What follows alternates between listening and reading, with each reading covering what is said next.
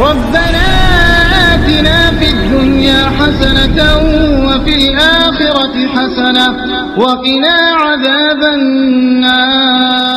السلام علیکم ورحمۃ اللہ وبرکاتہ. الحمد للہ رب العالمین والصلاة والسلام علی اشرف الانبیاء واکرم المرسلین محمد وعلی آلہ وصحبہ اجمعین. اما بعد. محترم حضرات، وقت بہت زیادہ ہو چکا ہے.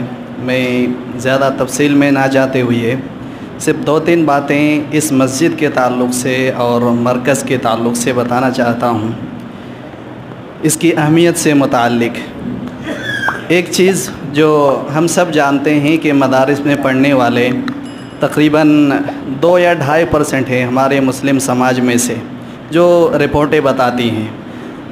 2 یا 2.5% کو اگر ہم بڑھا لیں، 10% بھی مان لیں، تو 90% جو ہمارے مسلم سماج کے لوگ ہیں وہ مدارس میں تعلیم حاصل نہیں کرتے ہیں، یا ان تک دینی علم یا دینی تعلیم نہیں پہنچ پاتی ہے.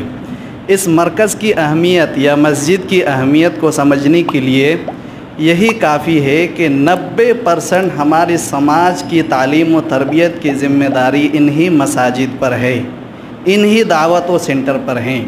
اس سے آپ اس کی اہمیت کا اندازہ لگا سکتے ہیں.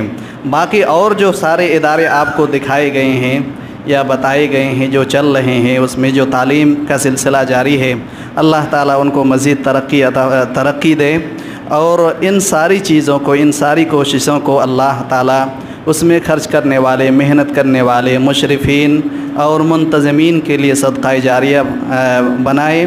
اللہ تعالیٰ ہمیں اخلاص کی ان سارے کاموں میں توفیق عطا فرمائے. السلام علیکم ورحمۃ اللہ وبرکاتہ.